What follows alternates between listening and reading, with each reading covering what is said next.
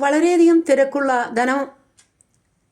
വളരെയധികം തിരക്കുകളുള്ള ധനവാനായ ഒരു കച്ചവടക്കാരനുണ്ടായിരുന്നു. അയാളുടെ അയൽ ഗ്രാമത്തിൽ പണ്ഡിതനായ ഒരു ഗുരുവിൻ്റെ ആശ്രമം ഉണ്ടായിരുന്നു. എന്തുമാത്രം തിരക്കുകളിൽ മുഴുകിയിരുന്നാലും അതിൽ നിന്നൊക്കെ സമയം നീക്കിവെച്ച് ആ കച്ചവടക്കാരൻ ഗുരുവിൻ്റെ ആശ്രമം സന്ദർശിക്കുക പതിവായിരുന്നു. ഗുരുവിനോട് അയാൾ എന്തെന്നില്ലാത്ത സ്നേഹബഹുമാനങ്ങൾ കാണിച്ചിരുന്നു. അയാളുടെ ജീവിതത്തിലെ എല്ലാ പ്രശ്നങ്ങളും അയാൾ ഗുരുവിനോട് പറയും. ഗുരു അതിനൊക്കെ അനുഭാവപൂർവം ഉപദേശങ്ങളും നൽകും. കച്ചവടക്കാരൻ വളരെ തിരക്കുള്ള മനുഷ്യനാണെന്ന് ഗുരുവിനും അറിയാം. ഒരു ദിവസം കച്ചവടക്കാരൻ ഗുരുവിനെ കാണാൻ എത്തിയപ്പോൾ ഗുരു പറഞ്ഞു, "നീ കുറേ നാളായല്ലോ നിന്റെ തിരക്കുകളൊക്കെ മാറ്റിവെച്ച് ഒരുപാട് ദൂരം താണ്ടി എന്നെ കാണാൻ വരുന്നു. നാളെ ഞാൻ നിന്നെ കാണാൻ നിന്റെ വീട്ടിൽ വരാം." കച്ചവടക്കാരന് വളരെ സന്തോഷമായി. അയാൾ പിറ്റേ ദിവസം രാവിലെ മുതൽ ഗുരുവിനു വേണ്ടി വിഭവസമൃദ്ധമായ ഭക്ഷണങ്ങളെല്ലാം ഒരുക്കി വെച്ച് ഗുരുവിനെ കാത്തിരിപ്പായി. എന്നാൽ നേരം കുറെ കഴിഞ്ഞിട്ടും ഗുരുവിനെ കാണുന്നില്ല. നേരം ഉച്ചയായി, വൈകുന്നേരമായി, രാത്രിയായി. ഗുരു വന്നില്ല. ഗുരു ഇക്കാര്യം മറന്നുപോയി എന്ന് അയാൾക്ക് തോന്നി. അയാൾ വളരെ സങ്കടപ്പെട്ടു. ഗുരു തന്നെ പറ്റിച്ചു എന്ന് തോന്നിയപ്പോൾ അയാൾക്ക് വല്ലാത്ത ദേഷ്യം തോന്നി. ആ രാത്രി തന്നെ അയാൾ ഗുരുവിനെ കാണാൻ ചെന്നു. ദേഷ്യത്തോടെ അയാൾ ഗുരുവിനോട് ചോദിച്ചു, "ഗുരു ഇന്ന് എൻ്റെ വീട് സന്ദർശിക്കാമെന്ന് വാക്ക് തന്നിട്ട് നേരെ ഇത്രയായിട്ടും വന്നില്ലല്ലോ. അങ്ങയെപ്പോലെ മഹാനായ ഒരാൾ വാക്ക് പാലിക്കാത്തത് കഷ്ടം തന്നെ." ഗുരു ശാന്തനായി മറുപടി പറഞ്ഞു, "ആര് പറഞ്ഞു ഞാൻ നിൻ്റെ വീട്ടിൽ വന്നിട്ടില്ല എന്ന്? ഞാൻ വന്നിരുന്നല്ലോ, രാവിലെ ഒരു യാചകൻ്റെ വേഷത്തിൽ. പക്ഷെ നീ എന്നെ ആട്ടി ഓടിച്ചു. ഉച്ചയ്ക്കും ഞാൻ വന്നിരുന്നു, ഒരു മുടന്തനായിട്ട്. പക്ഷെ നീ എന്നെ കണ്ടില്ലെന്ന് നടിച്ചു. വൈകുന്നേരം ഞാനൊരു വൃദ്ധയുടെ വേഷത്തിൽ വന്നു. പക്ഷെ നീ എൻ്റെ നേരെ മുഖം തിരിച്ചതേയില്ല. പിന്നെ ഞാനൊരു പട്ടിയായിട്ട് വന്നു. നീ എന്നെ കല്ലെറിഞ്ഞ് ഓടിച്ചു. ഇങ്ങനെ കരുണയില്ലാത്ത ഒരാളുടെ വീട്ടിലേക്ക് എങ്ങനെയാണ് ഞാൻ കയറി വരിക? നമ്മുടെ സ്നേഹം, കരുണ എന്നൊക്കെ പറയുന്നത് ചില നിശ്ചിത ആൾക്കാരുടെ മുന്നിൽ മാത്രം പ്രകടിപ്പിക്കുന്ന ഒന്നാകരുത്. നമ്മുടെ ഉള്ളിലുള്ള കരുണയും സ്നേഹവും ഒക്കെ നമ്മുടെ ചുറ്റിലുമുള്ള എല്ലാവരോടും പ്രകടിപ്പിക്കാൻ നമുക്ക് സാധിക്കണം. നാം ജീവിക്കുന്ന ഈ ലോകം വൈരുദ്ധ്യങ്ങൾ നിറഞ്ഞതാണെന്ന് നമുക്ക് തോന്നാം. എന്നാൽ യഥാർത്ഥത്തിൽ അത് വൈവിധ്യങ്ങളാൽ സമൃദ്ധമാണ്. മനോഹരമായ ഒരു പൂന്തോട്ടത്തിലെ വൈവിധ്യമാർന്ന പൂക്കൾ ആ പൂന്തോട്ടത്തിന് സമ്മാനിക്കുന്നത് നയനാനന്ദകരമായ ഭംഗിയാണ്. അതുപോലെ തന്നെയാണ് വിവിധ തരക്കാരായ ആളുകൾ അധിവസിക്കുന്ന നമ്മുടെ ലോകവും. ശ്രദ്ധയോടുകൂടിയുള്ള സ്നേഹവും പരിചരണവും ഒരു പൂന്തോട്ടത്തെ ഭംഗിയാക്കുന്നത് പോലെ എല്ലാത്തരം ജീവജാലങ്ങളോടുമുള്ള കാരുണ്യവും സ്നേഹവും നമ്മുടെ ലോകത്തെയും ഭംഗിയുള്ളതാക്കി തീർക്കും.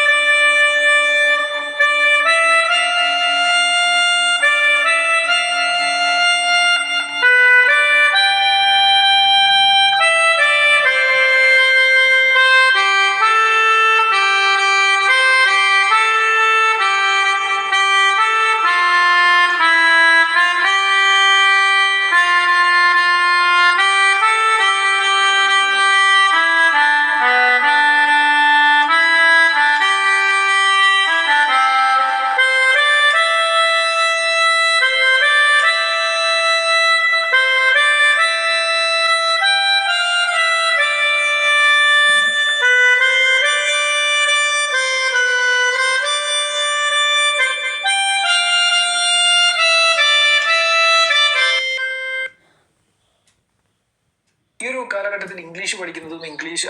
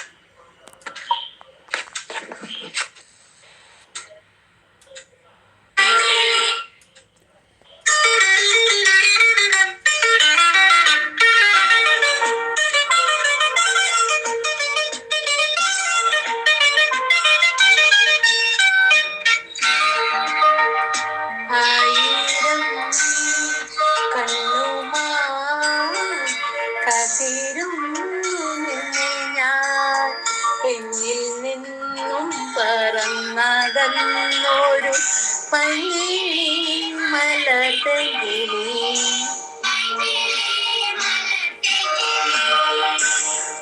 ആയിരം കണ്ണുമായി കാത്തിരുന്നു നിന്നെ ഞാൻ, എന്നിൽ നിന്നും പറന്നകന്നോരു പൈങ്കിളി മലർകിളി.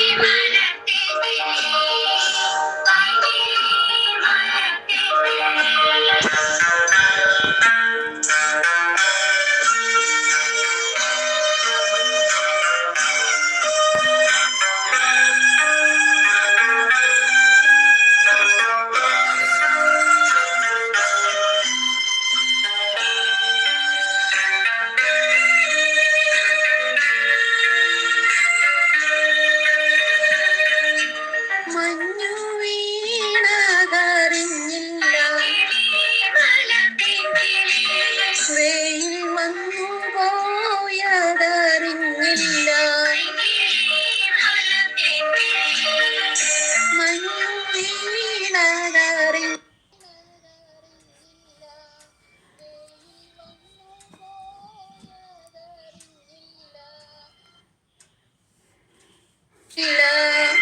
ഓമനേ നീ വരും നാളുമെന്നിരുന്നു ഞാൻ.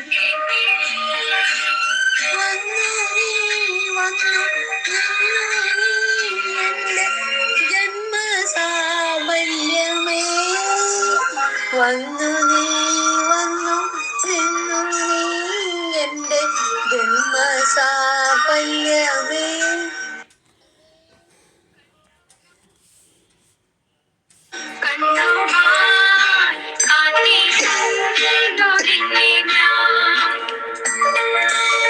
എന്നിൽ നിന്നും പറന്നകന്നോരു പൈങ്കിളി മലർകിളി.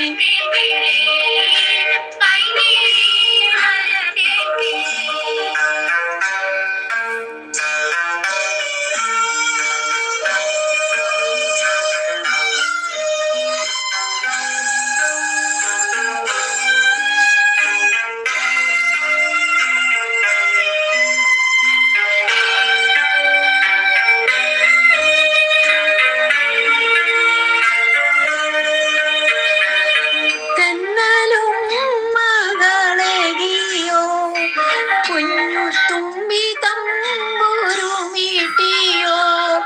ഉള്ളിലെ മാമയിൽ നീലപ്പീലികൾ വീശിയോ.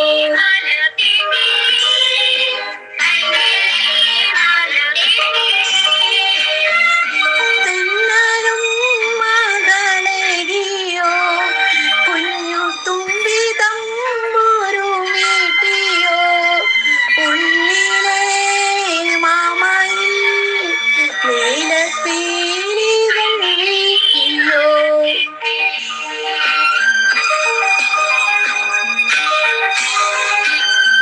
എന്റെ ഓർമ്മയിൽ പൂത്തു നിന്നൊരു മഞ്ഞ മന്ദാരമേ, എന്നിൽ നിന്നും പറന്നു പോയൊരു ജീവചൈതന്യം.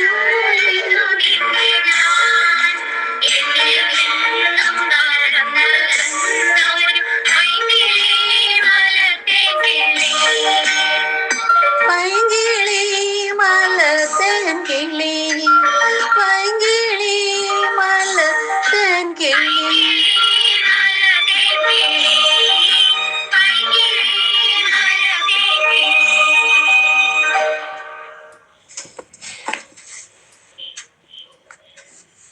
എൻ്റെ ഈ പാട്ട് ഞാൻ പാടുമ്പോഴും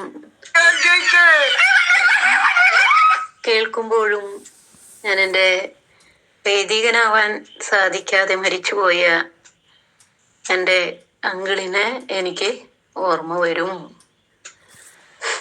എന്തായാലും ഈ പാട്ടിലെ പോലെ ഞാൻ കാത്തിരിക്കുന്നു,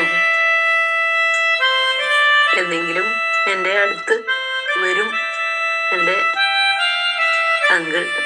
പട്ടം കിട്ടുന്നതിന് മുൻപ് മരിച്ചുപോയ 5 വയസ്സുള്ള എന്നെ ഉറക്കിക്കിടത്തിയ എൻ്റെ അങ്കിൾ ഞാൻ ഈ ഭൂമിയിൽ നിന്ന് പോകുന്നതിന് മുൻപ് എൻ്റെ അടുത്തെത്തും, ഉറപ്പായിട്ടും. 5 വയസ്സ് മുതൽ ഞാൻ കാത്തിരിക്കുന്നതാണ്, ഓർക്കുന്നതാണ്, പ്രത്യേകിച്ച് ഈ പാട്ട് പാടുമ്പോൾ. എല്ലാവർക്കും ഗുഡ് നൈറ്റ്, നല്ലൊരു ദിവസം ആശംസിക്കുന്നു. എൻ്റെ ആഗ്രഹങ്ങൾക്ക് വേണ്ടിയും എന്നെ ശ്രമിക്കുന്ന എല്ലാവരും എനിക്ക് വേണ്ടിയും പ്രാർത്ഥിക്കണം. Okay, good night.